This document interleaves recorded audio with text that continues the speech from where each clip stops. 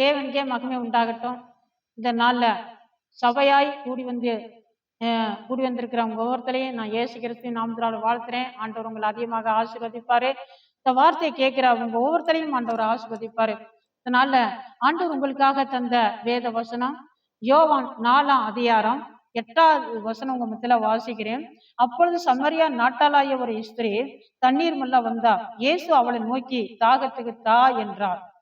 பாருங்க, இயேசு இந்த பூமியில இருக்கிற காலத்துல சுற்றி திறந்து ஊழியம் செய்துட்டு வந்தார்.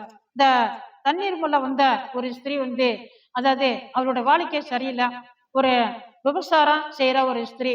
இப்ப அவ என்ன செய்யிருக்கா, தண்ணி மேல வர்றா. அவளை பார்த்து ஆண்டவர் சொல்றாரு தாகத்துக்கு தா அப்படிங்கிறாரு. அப்ப இவரோட வாழ்க்கை சரியில்லை, இவரோட வாழ்க்கை கெட்டு போன வாழ்க்கை. அந்த பெண்ணை பார்த்து ஆண்டவர் சொல்றாரு நீ தாகத்துக்கு தான் சொல்லி அவர் தண்ணீரை கேட்கவில்லை. அவ கெட்டு போயிருக்கிறா, அவரோட வாழ்க்கை கெட்டு போயிருக்கா, அவரோட ஆத்மா கெட்டு போயிருக்குது.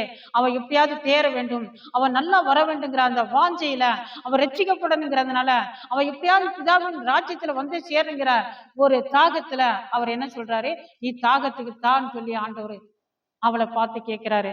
அடுத்து இன்னொரு வசனத்தை பாருங்க, 32ல அதற்கு அவர் நாம் புசிப்பதற்கு நீங்க அறியாத ஒரு போஜனம் எனக்கு உண்டு என்றார்.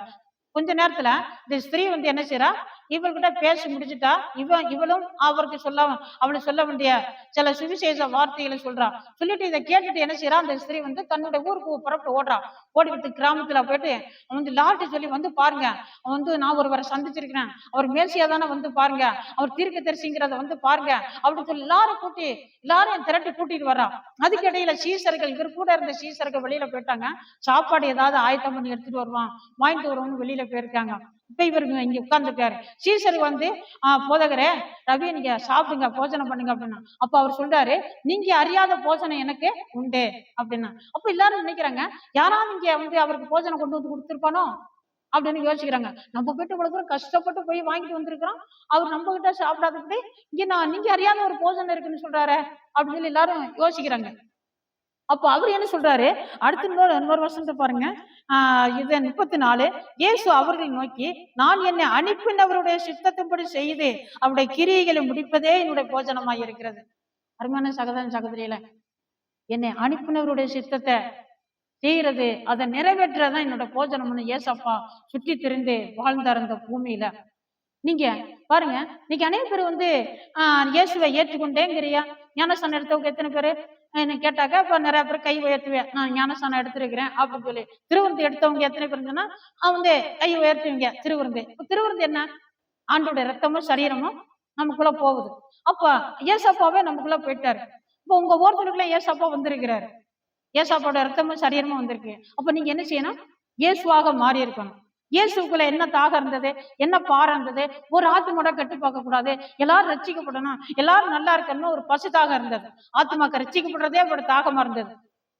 ஆத்மாக்களை ரட்சிப்புகளை நடத்துறதே, அவர்கள் மனம் திரும்ப வைக்கிறதே அவரோட பசியாக இருந்தது. உங்களுக்குள்ள அந்த பசு தாகம் இருக்கிறதா, உங்களுக்குள்ள அந்த தாகம் இருக்கிறதா? உங்களோட குடும்பத்தினர்கள், உங்களோட உறவினர்கள், அக்கம் பக்கத்தில் உள்ளவர்கள்கிட்ட மத்தியில நீங்க இயேசுவை பற்றி சொல்றீங்களா? உங்களுக்குள்ள அந்த இயேசு இருக்கிறாரா? இயேசு இருந்தாருன்னா அந்த கிரியை உண்டாகும். அப்ப அந்த கிரியை இல்ல, நீங்க இயேசுவை பற்றி சொல்றதுக்கு அந்த வாஞ்சை வரல அப்படின்னா உங்க ரட்சிப்புல ஏதோ ஒரு குழப்பம் இருக்குது.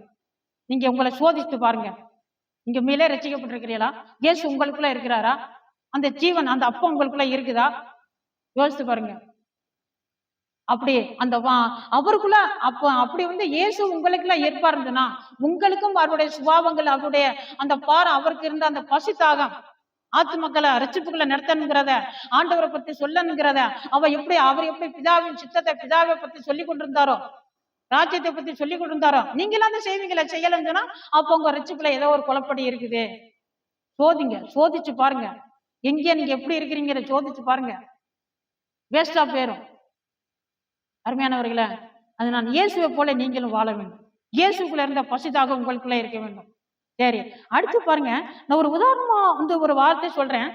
நம்ம நீங்க எல்லாருக்குமே தெரியும், விசுவாசிகள் பைபிள் படிச்சவர்களுக்கு தெரியும். இப்ப ஈசாக்கு ஒரு சம்பவத்தை சொல்றாரு. தன்னுடைய பிள்ளைகளை கூப்பிட்டு ஏசையா இது யாக்கோபையும் கூப்பிட்டு சொல்றாரு. என்ன சொல்றாரு?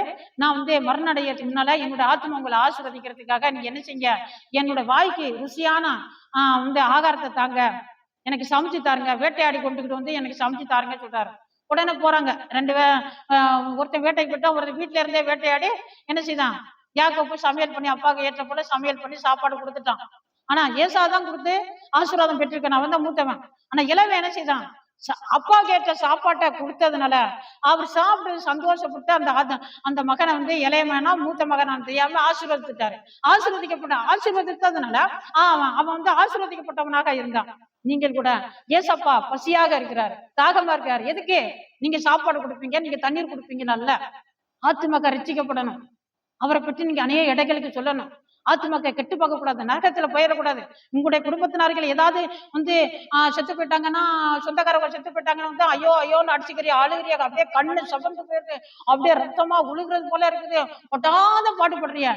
உங்களோட சொந்தக்காரங்க, உங்களோட உறவினர்கள், உங்களோட கூட பிறந்தவர்களாம் வந்து அக்கினியில போயிட்டு ஐயோ ஐயோன்னு துடிப்பாங்களே, அது பார்த்து உங்களுக்கு வேதனை வராதா? உங்களுக்கு அழிய வராதா? நீங்க ஒத்தைக்கு மேல போயிருந்தா யோசித்து பாருங்க. அது அன்னைக்கு வேதனைப்படுறது, அழுதான் சத்தத்துக்கு கூட போயிட்டு ஐயோ ஏன்னு அழுகிறதுக்கு, இன்றைக்கே நீங்க இருந்து உங்களோட குடும்பத்தினர்களுக்கா, உங்களோட கூட பொறுப்புகளுக்காக நீங்க அழுது ஜெபம் பண்ணுங்க. ஏசப்பா உங்களை பயன்படுத்துவாரு. அந்த யாக்கோபு வந்து தன்னோட அப்பாவுக்கு ஆகாரத்தை கொடுத்து ஆசீர்வாதம் பெற்றான். அவன் ஆசீர்வதிக்கப்பட்டவனாக இருந்தான். நீங்களும் ஏசப்பா கூட அவருக்கு பிடிச்ச ஆகாரமாகி நல்ல ஆத்துமக்கள் ஆண்டவர்கிட்ட கொண்டு வந்து கொடுத்துட்டு அவர் ஆசீர்வதித்தா நீங்களும் ஆசீர்வதிக்கப்பட்டவர்களா இருப்பீங்க. ஏசப்பா உங்களை ஆசீர்வதிப்பாரு. ஆமென்.